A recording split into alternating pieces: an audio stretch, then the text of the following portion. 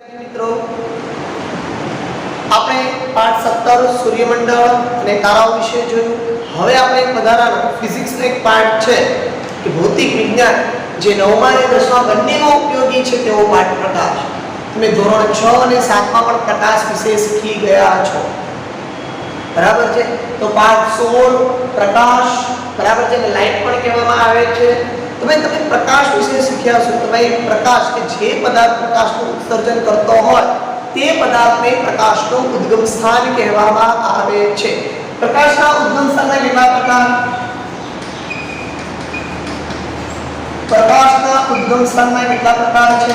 તો ભાઈ પ્રકાશના ઉદ્ગમ સ્થાનના બે પ્રકાર છે. એક તો કુદરતી અને બીજું છે માનવ નિર્મિત. કુદરતી અને માનવ નિર્મિતની વાત કરીએ તો કુદરતી એટલે કે જે પદાર્થ પોતે પ્રકાશનું ઉત્સર્જન કરતા હોય તેવા પદાર્થને કુદરતી ઉદ્ગમ સ્થાન કહેવાય. સૂર્ય, તારા, આગિયો.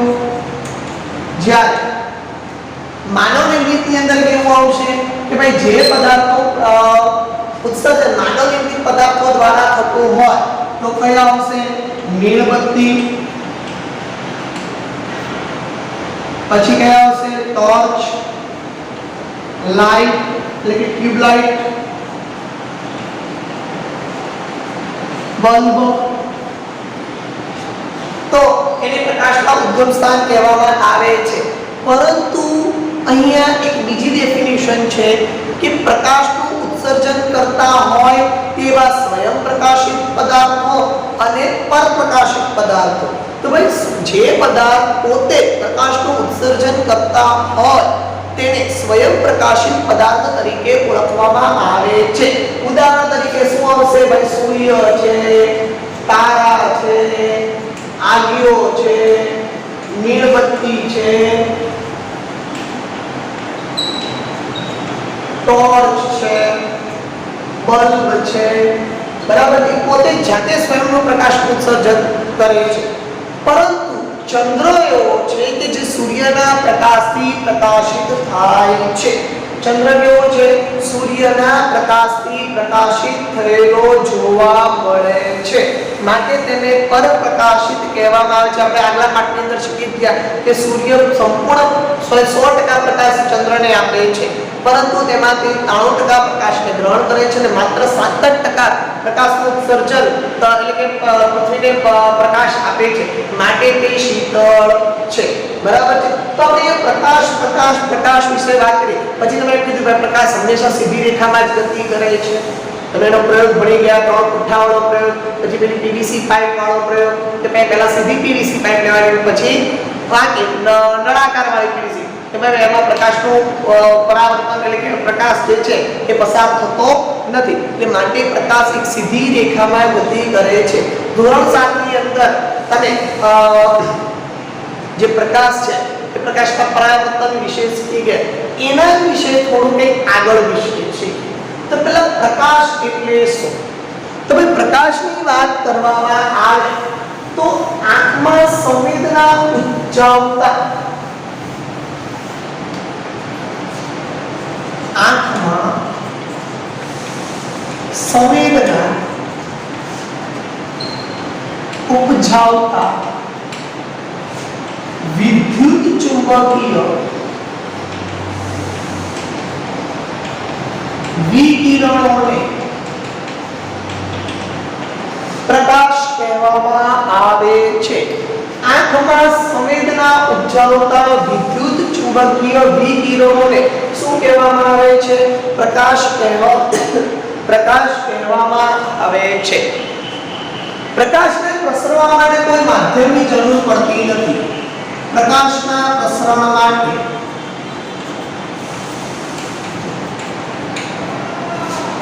માધ્યમની જરૂર પડતી નથી. પ્રકાશના પ્રસરણ માટે કોઈ પણ રીતની માધ્યમની જરૂર પડતી નથી, બરાબર? આ પ્રકાશનો વેગ શૂન્યાવકાશમાં most IMP વેગ શૂન્યાવકાશમાં કેટલો છે 3 × 10⁸ મીટર પ્રતિ સેકન્ડ. તમે 17મા પાઠમાં શું શીખ્યા હતા? પ્રકાશનો વેગ કેટલો હોય છે? તો 3 × 10⁵ કિમી પ્રતિ સેકન્ડ. જો અહીંયા કિમી છે, અહીંયા મીટર છે. 1 કિમી બરાબર 1000 મીટર, એટલે 3 મિનિટ આવે, 5 માં 3 મિનિટ આવે એટલે 8 થાય. એટલે જો મીટરમાં છે, આ ખાસ ધ્યાન રાખજો, મીટર પ્રતિ સેકન્ડ અને કિમી પ્રતિ સેકન્ડ આ બંનેમાં અટવાય છે ખાલી જગ્યા એક શબ્દ ખરા ખોટા જોડકા. આ ત્રણેયમાં પૂછાઈ શકે તેવો મોસ્ટ આઈએમપી ક્વેશ્ચન છે. એટલે મહેરબાની કરીને પહેલા વિચારવાનું, તમે ગમે ત્યારે કોઈ પણ સવાલ લખો છો એને વિચારવાનું કે ભાઈ એની પાછળ શું લખેલું છે. આવડે છે અને આવડવા છતાં પણ આપણે શું કરી દઈએ છીએ? ભૂલ કરી દઈએ છીએ. તો પ્રકાશનો વેગ શૂન્યાવકાશમાં કેટલો છે? 3 × 10⁸ મીટર પ્રતિ સેકન્ડ અથવા 3 × 10⁵ કિમી પ્રતિ સેકન્ડ. તમે આને આમ પણ લખી શકો છો. બરાબર છે?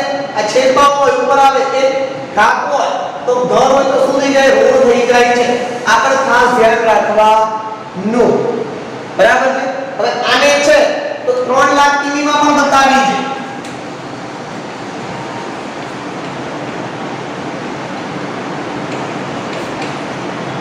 બરાબર છે? કોઈ પણ અલ્ટરનેટ રીતે તમને પ્રશ્ન પૂછાઈ શકે છે. તો અહીંયા પદાર્થ પર બરાબર છે આ શૂન્યાવકાશમાંથી નીકળતો પ્રકાશનો વેગ છે. બરાબર છે? તો આપણે ગયા ચેપ્ટરમાં કે ભાઈ સૂર્યનો પ્રકાશ ઝડપથી પૃથ્વી પર કેટલા સેકન્ડની અંદર 8 પ્રકાશ વર્ષની અંદર એ ઝડપથી સેકન્ડની અંદર તે પૃથ્વી પર આવી જાય છે.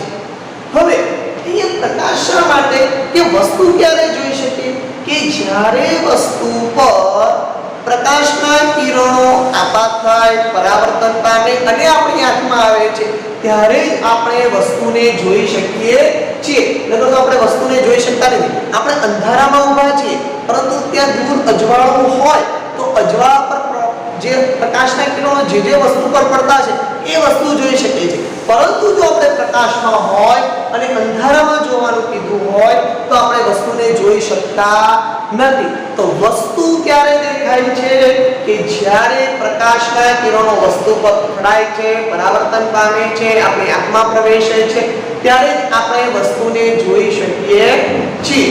તો અહીંયા આપણે પ્રકાશના પરાવર્તન વિશે વાત કરવાની છે. તો પહેલા પરાવર્તન એટલે શું? પરાવર્તન એટલે શું? તો ભાઈ કોઈ પણ સપાટ અથવા લીસી સપાટી પર પ્રકાશના કિરણો જ્યારે આપાત થાય છે અને આપાત થઈને પરાવર્તન પામે છે તે ક્રિયાને શું કહેવામાં આવે છે? પરાવર્તન કહેવામાં આવે છે. પ્રકાશના કિરણો સમતલ અથવા લીસી સપાટી પર આપાત થાય છે, આપાત થઈને પરાવર્તન પામે છે અને પરાવર્તન થવાની ક્રિયાને શું કહેવામાં આવે છે? પરાવર્તિત થવાની ક્રિયાને પરાવર્તન તરીકે ઓળખવામાં આવે છે. અહીં આપણે પ્રયોગ દ્વારા સમજીએ. ચાલો પહેલા એક સમતલ અરીસો લઈએ. હવે સમતલ એક પણ ક્વેશ્ચન આપજો. સમતલ અરીસો પારદર્શક હોય કે અપારદર્શક? તો ભાઈ સમતલ અરીસો હંમેશા અપારદર્શક હોય છે. બરાબર છે? ચાલો અહીંયા સમતલ અરીસો લીધો. હવે મને બીજું જણાવો. સમતલ અરીસાનું બીજું નામ જણાવો. જો સમતલ અરીસાનું બીજું નામ પરાવર્તક છે. યાદ રાખજો, સમતલ અરીસાનું બીજું નામ શું છે? પરાવર્તક તરીકે ઓળખવામાં આવે છે. સમતલ અરીસાનું બીજું નામ શું છે? પરાવર્તક તરીકે ઓળખવામાં આવે છે. ચાલો એક સમતલ અરીસો લો, એક ટોર્ચ લો. એની મદદથી સમતલ અરીસા પર એક કિરણ આપાત કરો. આપણે અહીંયા P નામ શું નામ આપીએ P કે ભાઈ સમતલ અરીસા પર આપાત થતા કિરણને આપાત કિરણ કહેવામાં આવે છે.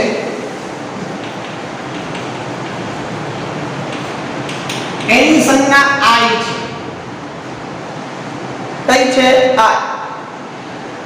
ઇન્ફિનિટ રો તરીકે ઓળખવામાં આવે છે અને I તરીકે એની સંજ્ઞા કઈ છે? I છે. કે ભાઈ સમતલ અરીસા પર આપાત થતા કિરણને આપાત કિરણ તરીકે ઓળખવામાં આવે છે. હવે કોઈ એક સપાટી પર અહીંયા એક બિંદુએ તે શું થાય છે? અથડાય છે. તો સપાટી પર જે બિંદુએ આપાત થતું હોય સમતલ સપાટી પર અથવા સમતલ અરીસા પર જે બિંદુએ કિરણ આપાત થતું હોય તે બિંદુને આપાત બિંદુ કહેવામાં આવે છે. તે બિંદુને શું કહેવામાં આવે છે? આપાત બિંદુ તરીકે ઓળખવામાં આવે છે. તો ફરીથી તે સમતલ સપાટી પર આપાત થતા કિરણને આપાત કિરણ તેની સંજ્ઞા I છે. સમતલ અરીસા પર જે બિંદુએ આપાત થતું કિરણ આપાત થાય છે તે બિંદુને આપાત બિંદુ કહેવામાં આવે છે. તે રીતે અહીંયા એ બિંદુથી અથડાઈને એક કિરણ પરાવર્તન પામે છે. બરાબર છે. તો સમતલ અરીસા પર આપાત થઈને પરાવર્તન પામતા કિરણને અથવા સમતલ અરીસા પર અથડાઈને પાછા ફરતા કિરણને પરાવર્તિત કિરણ કહેવામાં આવે છે. એને કઈ કિરણ કહેવામાં આવે છે? પરાવર્તિત કિરણ તરીકે ઓળખવામાં આવે છે. બરાબર છે. એની સંજ્ઞા કઈ છે? R છે. કે સમતલ સપાટી પર અથડાઈને પાછા ફરતા કિરણને શું કહેવામાં આવે છે? પરાવર્તિત કિરણ તરીકે ઓળખવામાં આવે છે. હવે જો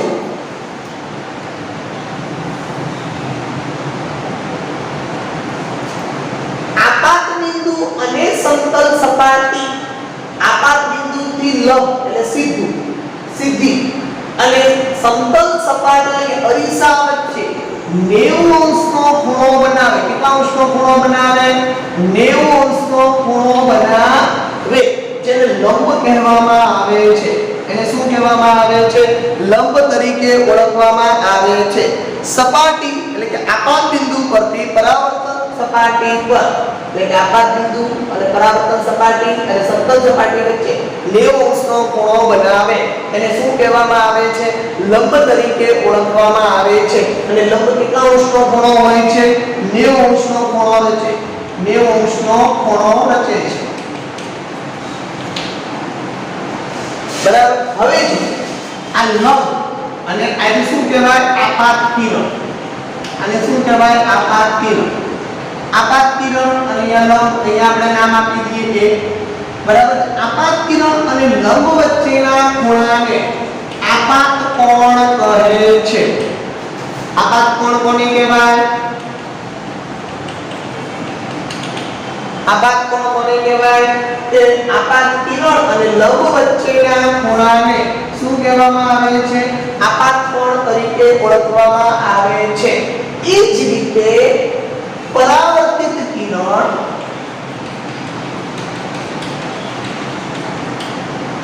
અને લંબ વચ્ચેના ખૂણાને શું કહેવાય? પરાવર્તિત કોણ. બરાબર છે. અહીંયા ખૂણો I.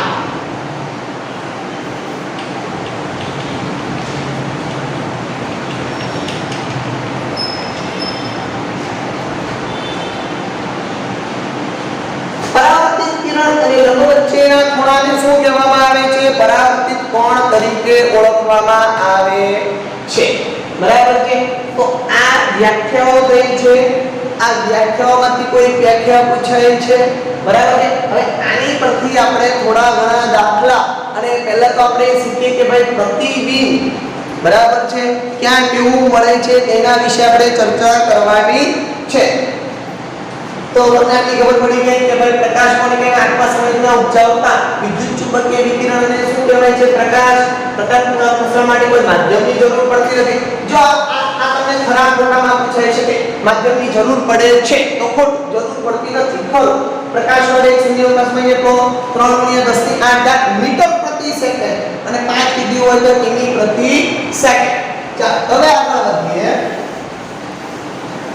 કે ભાઈ સમતલ અરીસા નો જે આપાત કોણ જો 40° નો હોય તો પરાવર્તિત કોણ કેટલો થાય? બરાબર છે. આપાત કોણ 40 તો પરાવર્તિત કોણ કેટલા? તો જે ખાસ યાદ રાખજો, પ્રકાશના પરાવર્તનના નિયમો પહેલા ભણીએ.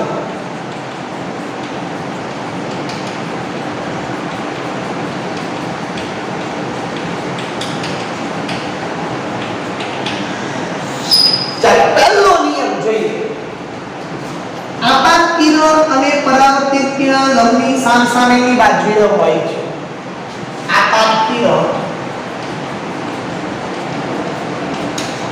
અને પરાવર્તિત કિરણ લંબની સામસામેની બાજુએ. બીજો નિયમ શું છે? આપાત કોણ અને પરાવર્તિત કોણ ના મૂલ્યો અથવા માપ સમાન હોય. ખૂણો I ખૂણો R. એટલે જો આપણે પહેલો આપણે મળી ગયો આપાત કોણ 40 તો પરાવર્તિત કોણ પણ કેટલા હશે? 40 જ હોય. બરાબર છે.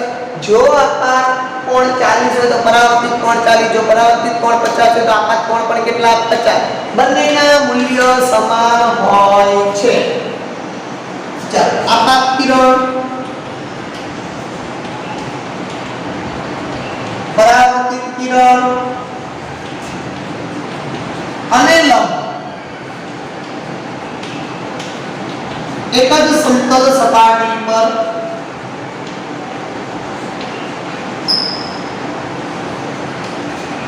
આવેલા હોય છે. આપાત કિરણ પરાવર્તિત કિરણ અને લંબ આપાત કિરણ પરાવર્તિત કિરણ લંબની સામસામેની બાજુ હોય છે. આપાત કોણ અને પરાવર્તિત કોણના મૂલ્ય એટલે કે માપ એના સમાન જ હોય છે. આપાત કિરણ પરાવર્તિત કિરણ અને લંબ એક જ સમતલ સપાટી પર આવેલા હોય છે. મોસ્ટ આઈએમપી ક્વેશ્ચન 2 માર્ક્સ ની અંદર પૂછાય જ છે અથવા 3 માર્ક્સ ની અંદર પૂછાય જ છે. બરાબર છે. 2 પૂછે કે બે પ્રકાશના પરાવર્તનના 2 નિયમ જણાવો. તમે કોઈ પણ 2 નિયમ જણાવી શકો છો 2 માર્ક્સ અથવા 3 માર્ક્સમાં તો 3 કમ્પલસરી લખવાના હોય છે. તો ખાસ યાદ રાખજો, પ્રકાશના પરાવર્તનના નિયમો તમને પૂછાય છે. હવે આગળ વધીએ.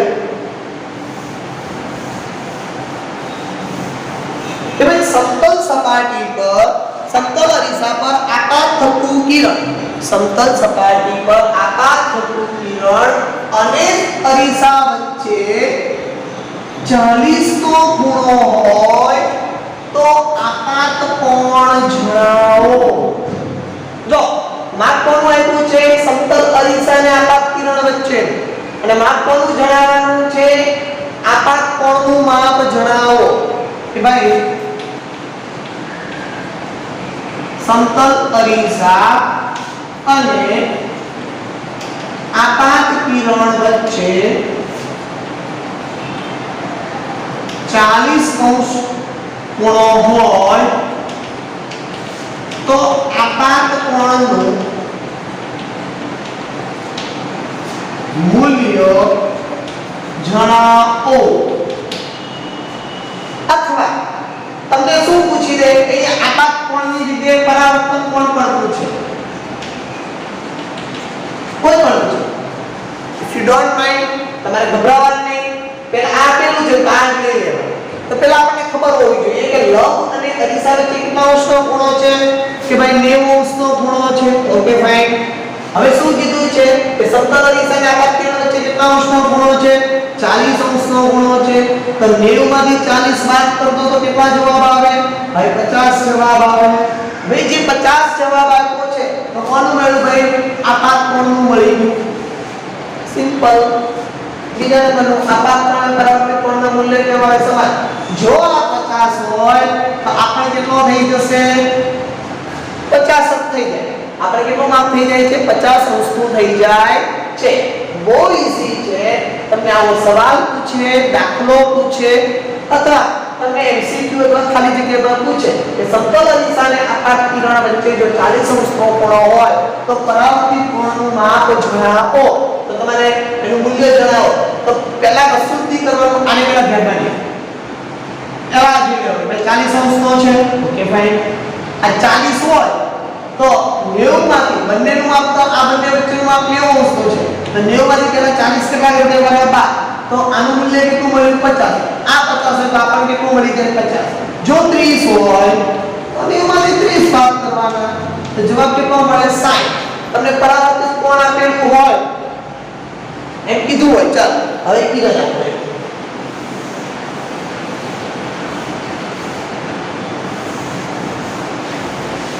હવે સવાલ એવો પૂછે કે ભાઈ પરાવર્તિત કોણનું મૂલ્ય 70 છે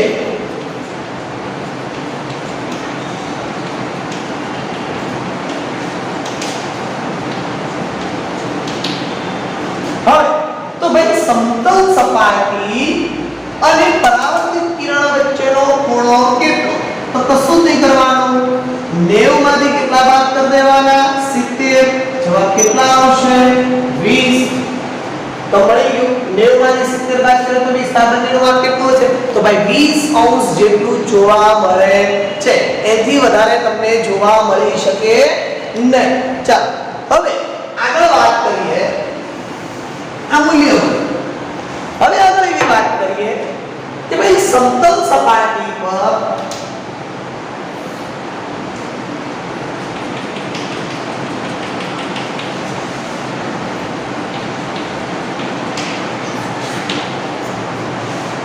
હવે આપણે અરીસા સામે જોઈએ છે ભાઈ સૌથી વધારે જો વાલો હોય તો અરીસો કે અરીસો જે છે એ આપણો પ્રતિબિંબ બતાવે છે જ્યારે પ્રતિબિંબ બતાવે છે ત્યારે શું થાય છે કે ભાઈ આપણે આપણી જે ખામીઓ છે એને દૂર કરવાનો પ્રયત્ન કરીએ ભીતરની ઉપર ચાલ તો સમતલ અરીસા સામે વસ્તુને જ્યારે મૂકીએ છીએ કે ધારો કે અહીંયા 10 સેમી અંતરે વસ્તુ મૂકીએ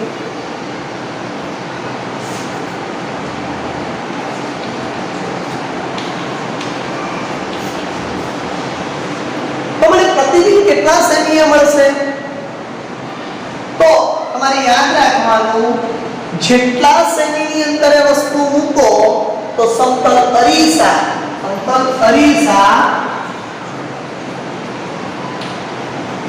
અને પ્રતિબિંબ વચ્ચે એટલા સેમીએ જ વસ્તુ મળે છે તમને એવો સવાલ પૂછે કે સમતલ અરીસા સામે વસ્તુને 10 સેમીએ મૂકતા વસ્તુ અને પ્રતિબિંબ વચ્ચેનું અંતર જણાવો તો પહેલા ક્લિયર થવાનું કે સમતલ અરીસા સામે 10 સેમીની અંતરે વસ્તુ મૂકી છે હવે અહીંથી માંડીને પ્રતિબિંબ પણ એટલું ને એટલું જ મળે છે બરાબર છે તો કેટલું થશે બંને વચ્ચે તો આ 10 હોય તો અહીંયા પણ કેટલું ગણવાનું 10 જ ગણવાનું 10 ને 10 કેટલા થઈ ગયા 20 તો ઉમેરવાના 10 ને 10 20 થઈ ગયા તો ભાઈ પ્રતિબિંબ અને વસ્તુ વચ્ચેનું અંતર 20 સેમી છે પણ પ્રશ્ન એવો કર્યો કે સમતલ અરીસા અને પ્રતિબિંબ વચ્ચેનું અંતર તો 10 છે ક્લિયર હું કેમેરાની સામેથી હું 10 સેમીના અંતરે દૂર છું બરાબર છે એટલે કે આ મારો એક અરીસો છે હું 10 સેમીના અંતરે દૂર ઊભો છું હવે હું એમ કહું છું કે ભાઈ મારું પ્રતિબિંબ અને મારા વચ્ચે અંતર કેટલું તો ભાઈ એટલું જેટલું તમે દૂર અંતર હશે એટલા જ અંતરે તમને પ્રતિબિંબ મળે છે એનો ગુણ છે સમતલ અરીસાનો ખૂણો જણાવો તો ભાઈ સમતલ અરીસા વડે હંમેશા આભાસી અને ચત્તુ પ્રતિબિંબ મળે કેવું પ્રતિબિંબ મળે છે આભાસી અને ચત્તુ બીજું વસ્તુના જેવડું પ્રતિબિંબ મળે છે. ત્રીજું તે કેવું મળે છે કે જેટલા અંતરે છે તેટલા જ અંતરે પ્રતિબિંબ જોવા મળે છે, એનો ત્રીજો ગુણ છે. તો અહીંયા સમતલ અરીસા વડે જે રચાતું પ્રતિબિંબ છે, તો બરાબર છે, એ સમતલ અરીસા વડે જે પ્રતિબિંબ રચાય છે, તો ભાઈ અહીંયા અંતરની વાત થાય છે. જો મેં 10 સેમી એ વસ્તુ મૂકેલી હશે તો મને પ્રતિબિંબ 10 સેમી જેટલું દૂર મળશે, બરાબર છે. જો મેં 20 સેમી મૂકેલું છે તો મને 20 સેમી જેટલું જોવા મળશે. પણ અહીંયા સવાલ છે કે ભાઈ પ્રતિબિંબ અને વસ્તુ વચ્ચેનું અંતર અહીંયા 10 હોય તો આ 10 ને 10 20 સેમી જોવા મળે છે. અરીસા અને પ્રતિબિંબ કીધું હોય તો 10 સેમી જેટલું જોવા મળે છે, બરાબર છે. તેના ઊંચાઈ કદ બધા કેવા હોય છે? સરખા જ હોય છે. આપણે અરીસા સામે ઊભા રહીએ તેવું સમતલ અરીસાની વાત કરું છું. અંતર્ગોળ કે બહિર્ગોળ અરીસાની વાત, ગોલી અરીસાની વાત નથી થતી. અહીંયા ફક્ત ને ફક્ત સમતલ અરીસા વિશે જ વાત થઈ રહી છે. તમારે અંતર્ગોળ અરીસો, બહિર્ગોળ અરીસો ને બધું તમારે 9મા 10મા શીખવાનું છે. મહેરબાની કરીને જો વિદ્યાર્થી મિત્રો માસ પ્રમોશન છે, તમે અંદરથી ખુશ થાઓ છો, ખુશ થવાની જરૂર નથી. જો તમને 8માનું આવડશે તો જ 9માનું આવડશે, 9માનું ને 8માનું બંનેનું આવડશે તો જ 10માનું આવડશે. માટે મહેરબાની કરીને માસ પ્રમોશન હજુ તો જીઆર પડ્યો નથી, બરાબર છે. મહેરબાની કરીને તમે તમારી તૈયારીમાં રહેજો, બરાબર છે. તો અહીંયા એ હું સમજાવવા માંગુ છું કે ભાઈ પ્રતિબિંબ અને વસ્તુ વચ્ચેનું અંતર જે છે તો એ બમણું મળે. કેવું મળે? બમણું. અને સમતલ અરીસો અને પ્રતિબિંબ વચ્ચેનું અંતર તેટલું જ મળે. કેટલું? કે જેટલું વસ્તુનું અંતર બતાવ્યું છે તેટલું જ મળે છે, બરાબર છે. હવે તો ભાઈ સમતલ અરીસા વડે આભાસી અને ચત્તુ પ્રતિબિંબ મળે. વસ્તુના જેવડું કદ તેની સરખામણી જેટલું જ હોય છે, ઊંચાઈ પણ સરખા હોય છે અને અરીસાની પાછળ મળે છે. બીજું ઉલટાયેલું મળે છે, જેને પાર્શ્વવ્યુત્ક્રમ તરીકે ઓળખવામાં આવે છે. એને શું ઓળખવામાં આવે છે? પાર્શ્વવ્યુત્ક્રમ.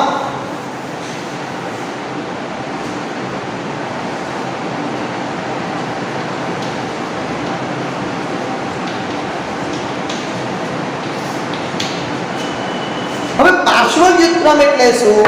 સમતલ અરીસા વડે રચાતા જે પ્રતિબિંબો છે જે ઉલટાયેલા હોય, એટલે કે ડાબો ભાગ જમણો, જમણો ભાગ ડાબો દેખાય. આપણે અરીસામાં ઊભા રહીએ તો આપણે ડાબો ભાગ જમણો, જમણો ભાગ ડાબો.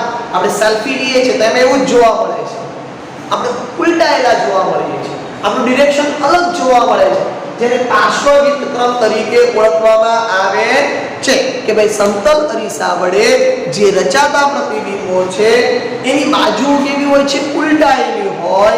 તેને પાર્શ્વવ્યુત્ક્રમ તરીકે ઓળખવામાં આવે છે. પરંતુ અંગ્રેજી મૂળાક્ષર એવા છે જે પાર્શ્વવ્યુત્ક્રમ જોવા મળતા નથી. ઉદાહરણ તરીકે કયા અંગ્રેજી?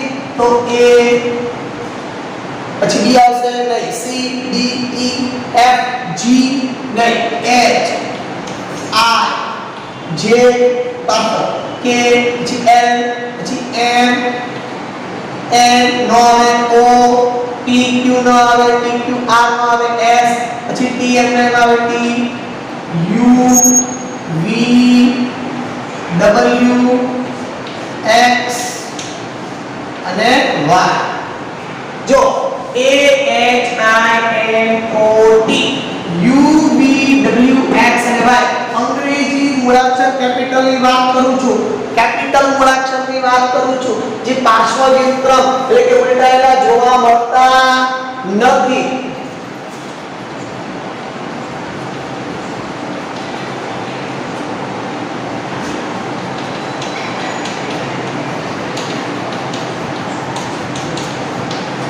અહીંયા તમે જો પાર્શ્વવ્યુત્ક્રમની આકૃતિ મેં બતાવેલી છે, બરાબર છે.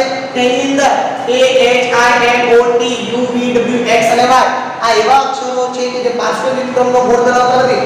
મોસ્ટ એન્ડ મોસ્ટ IMP વર્ગીકરણની અંદર પૂછાય કે નીચે આપેલા અંગ્રેજી મૂળાક્ષરમાં, બરાબર છે, અંગ્રેજી મૂળાક્ષરોને પાર્શ્વવ્યુત્ક્રમ મુજબ ગુણ ધરાવતા અને પાર્શ્વવ્યુત્ક્રમનો ગુણ ન જોવા મળતા, બરાબર છે, તેવા અક્ષરોનું વર્ગીકરણ કરો. 3 માર્ક્સની અંદર સવાલ પૂછી શકે તો તમારે આ દર્શાવવાનું.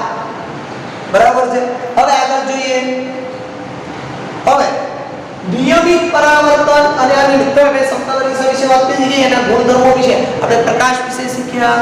ત્યારબાદ પ્રકાશ જે સમતલ અરીસા પર રચાતા જે પ્રકાશના કિરણ છે, આપાત કિરણ, પરાવર્તિત કિરણ, લંબ, પરાવર્તક કોણ, આપાત કોણ વિશે શીખ્યા. હવે આપણે શીખવાનું છે નિયમિત પરાવર્તન અને અનિયમિત પરાવર્તન. બરાબર છે. એ પહેલા બે સમતલ અરીસા વડે રચાતા જ્યારે બે સમતલ અરીસાઓ ભેગા કરો ત્યારે પ્રતિબિંબોની સંખ્યા કેટલી રચાય છે તેના વિશે શીખવાનું છે. આ ખાસ યાદ રાખજો, પાર્શ્વવ્યુહ ક્રમવાળો. ચાલો તો ભાઈ સમતલ અરીસાને ચોક્કસ ખૂણે મૂકતા કે ભાઈ તેઓ શું કરે છે? પ્રતિબિંબોની સંખ્યા રચે છે. તમે ફિલ્મોની અંદર તમે જોયું હશે એક કરતા ઘણા બધા પ્રતિબિંબ. ઉદાહરણ તરીકે તમને નજીકનું પિક્ચર જોઈએ તો બાજીરાવ મસ્તાની પિક્ચર જોયો, એમાં ગીત આવે છે દીવાની હું મેં દીવાની. બરાબર છે. એમાં દીપિકા પાદુકોણ એક એંગલ પર ઊભી રહી છે, એક જગ્યાએ બિંદુ પર ઊભી રહી છે અને એના બધા જ પ્રતિબિંબો શું એક સાથે જોવા મળે છે. એવું ને એવું જ એક પિક્ચર તો મુગલે આઝમ, એમાં મધુબાલા હિરોઈન હતી અને એક બિંદુ કેન્દ્ર બિંદુ પર ઊભી રહી છે અને એ જ્યારે એંગલ પર ઊભી રહી છે જ્યારે ફરે છે ત્યારે એના તમામ પ્રતિબિંબો અરીસા પર રચાતા જોવા મળે છે. તો અહીંયા વાત કરીએ તો ભાઈ પ્રતિબિંબોની સંખ્યા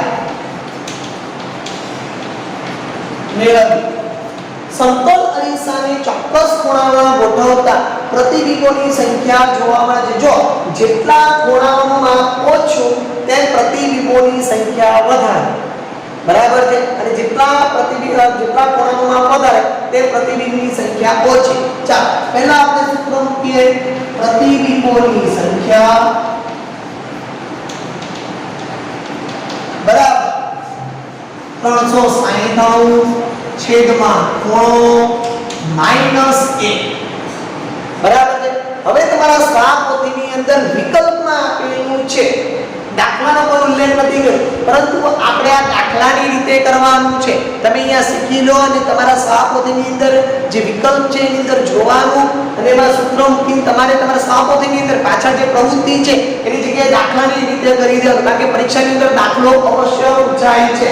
ધારો કે આપણે 20 અંશનો ખૂણો લઈએ તો કેટલા અંશનો ખૂણો લઈએ? 20 અંશ.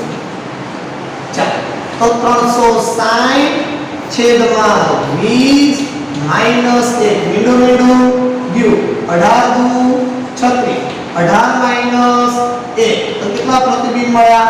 17 પ્રતિબિંબ મળે છે. કેટલા પ્રતિબિંબ મળે છે? 17 પ્રતિબિંબ મળે છે. ચાલો આગળ જોઈએ.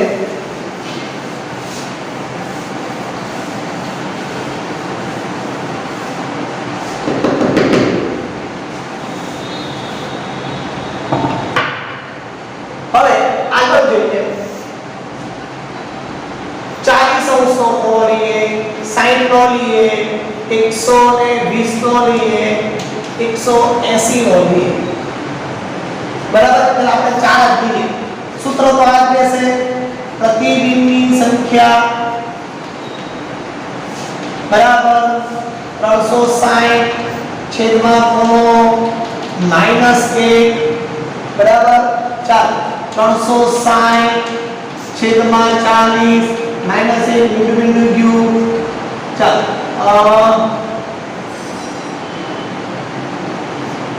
9 ચોક 36 9 - 1 બરાબર કેટલા પ્રતિબિંબ મળશે? 7. બરાબર છે. ચાલો હવે 60 અંશનો ખૂણો લેવો. સૂત્ર નથી મૂકતો, સૂત્ર આ જ રહેશે. સીધો દાખલો કે ભાઈ 360 છેદમાં 60 -1 બિંદુ ગયું 66 36 6 - 1 પ્રતિબિંબ કેટલા મળ્યા? 5.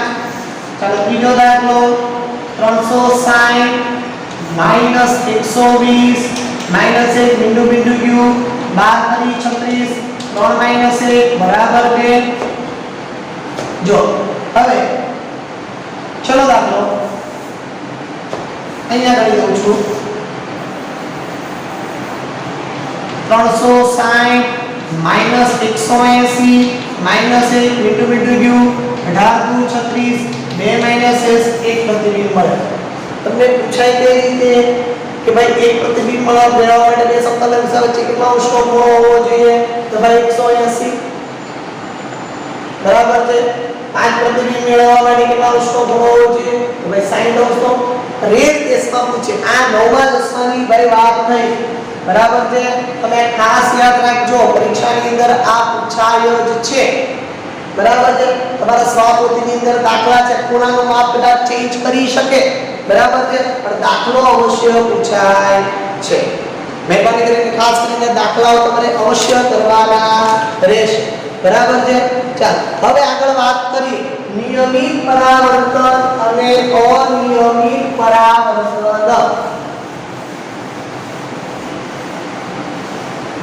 ચાલો, નિયમિત પરાવર્તન એટલે શું? બહુ મસ્ત સવાલ છે, 4 માર્ક્સ ની અંદર પૂછાય છે અથવા એક જ પૂછાય. નિયમિત પરાવર્તન અને અનિયમિત પરાવર્તનનો તફાવત પૂછાય અથવા તમને 2 માર્ક્સ નો ભેગો કરીને 4 માર્ક્સ. ચાલો, નિયમિત પરાવર્તન. નિયમિત પરાવર્તનની વાત કરીએ. સમતલ અને લીસી સપાટી પર પ્રકાશના કિરણો જ્યારે આપાત થાય છે ત્યારે ચોક્કસ જ દિશામાં શું થાય છે? પરાવર્તન પામે છે.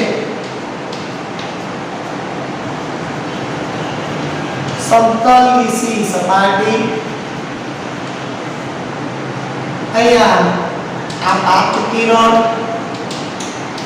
અને અહીંયા શું થશે? પરાવર્તિત કિરણ. કે ભાઈ સમતલ અને લીસી સપાટી પર પ્રકાશના કિરણો જ્યારે ચોક્કસ દિશામાં આપાત થાય છે ત્યારે ચોક્કસ દિશામાં પરાવર્તન પામે છે, જેને નિયમિત પરાવર્તન તરીકે ઓળખવામાં આવે છે. જે કિરણો એકબીજાને સમાંતર છે, કિરણો એકબીજાને સમાંતર છે. જ્યારે અનિયમિત પરાવર્તન કોને કહેવાય?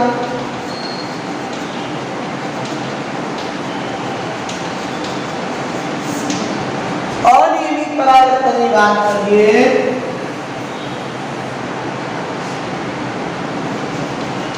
ખરબચડી સપાટી, લીસી ખરબચડી સપાટી, કોઈ પણ ખરબચડી સપાટી હોય એની પર પ્રકાશના કિરણો આપાત થાય છે ત્યારે શું થાય છે? અલગ અલગ દિશામાં પરાવર્તન પામે છે. કિરણો એકબીજાને સમાંતર રહેતા નથી.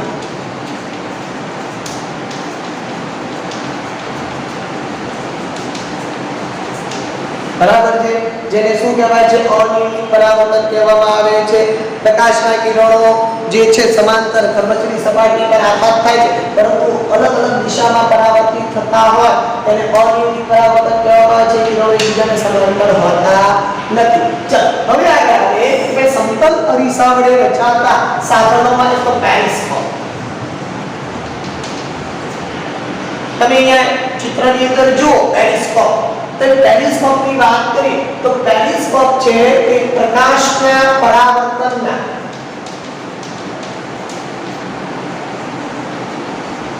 સિદ્ધાંત પર કાર્ય કરે છે. તમે 7મા ધોરણની અંદર પેરિસ્કોપ વિશે શીખી ગયા હશો. તેમાં સમતલ અરીસાને 45 અંશના ખૂણે રાખવામાં આવે છે. અહીંયા તમે ખાલી હું તમને બતાવી દઉં. બરાબર છે કે અહીંયા અને આકૃતિમાં જોયું છે પણ જો અહીંયા 45 અંશનો ખૂણો રચે છે. બરાબર છે. એટલે તે પ્રકાશના પરાવર્તનના સિદ્ધાંત પર તે શું કરે છે? કાર્ય કરે છે. ચાલો ત્યારબાદ બીજું સાધન આવશે કેલિડોસ્કોપ. બીજું સાધન કયું છે? કેલિડોસ્કોપ.